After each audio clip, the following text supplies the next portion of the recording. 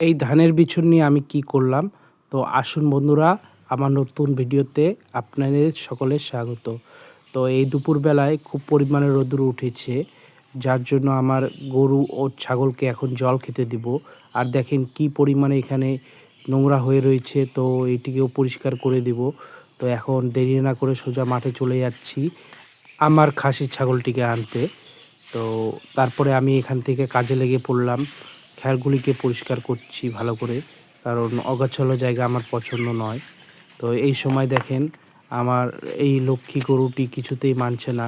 লক্ষ্মীকে অনেক করে বোঝাচ্ছি, তো কিছুতেই মানছে না। ওই ঢিসা দিচ্ছে, কারণ ওর হয়তো খুব পরিমাণে জল তেষ্টা পেয়েছে। তো কিছুতেই কাজ করতে দিচ্ছে না আমাকে দেখেন। তো ওকে একটু আদরও করে নিচ্ছি যাতে ওই কাজটি করতে দেয়, তবুও কাজটি করতে দিচ্ছে না।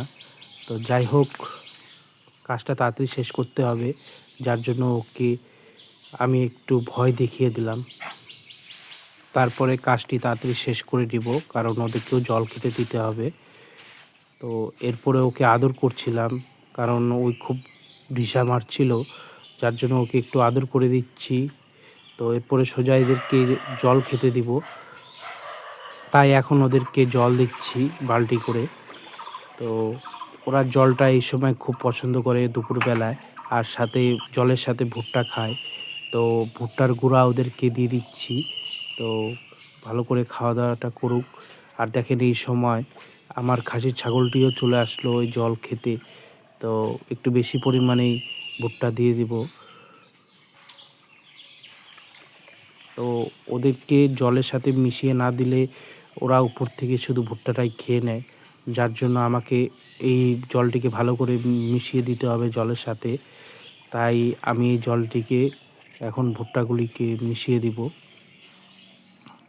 তো এরপরে আমি আমার খাসি ছাগলটিকে দানা জাতীয় খাবার দেব, কারণ ওই সে পরিমাণে জল খায় না। তো বন্ধুরা দেখেন আমার এই খাসি ছাগলটি একটা কাজ করেছে, ভুট্টার মধ্যে ওর মাথাটা ঢুকিয়ে দিয়েছে, আর গোটা মাথাটাই ওর সাদা হয়ে গেছে মুখটাই। তো দেখেন বন্ধুরা, গোটা মাথাটা ঢুকিয়ে দেওয়ার জন্য মুখটা সাদা হয়ে গেছে। তো যাই হোক, ওকে আর এখন ডিস্টার্ব করব না, ওকে এখন আমি খেতে দিব। তো খাওয়া দাওয়া করুক, আর আমারও এদিকে অনেকটাই কাজ রয়েছে। এখন আমি সোজা বিছন বাড়িতে যাব। তাই আপনাদেরকে প্রথমেই বলেছিলাম যে আমি এই ধানের বিছন নিয়ে কী করব। তো বন্ধুরা, তাই আমি এই বিছনটিকে ধান বাড়িতে লাগাবো, কারণ যে জায়গায় বিছনটি ছিল সে জায়গায় এই জায়গাটি ফাঁকা হয়ে গেছে বিছন তোলানোর জন্য। তো এখন তাই এই জায়গাটিতে আমি বিছনগুলি কাটছি। আর বিছন বাড়ির এই জায়গাটি অনেকটাই শক্ত, তাই জল দিয়ে আমি গাড়ছি, কারণ এখানে হাল দেওয়া হয়নি। তো অনেকটাই শক্ত, তার জন্য খুব অসুবিধা হচ্ছে। আর দেখেন আমার কাজের অভিজ্ঞতাটাও অতটা বেশি নয়, যার জন্য বিছনটিকে আস্তে আস্তে আমি জমিতে লাগিয়ে দিচ্ছি। তো দেখা যাক এখন সব সময়ের হাতে আর ঠাকুরের হাতে। তো এখান থেকে কি পরিমাণ ফসল পাই তা পরে আপনাদেরকে বলবো।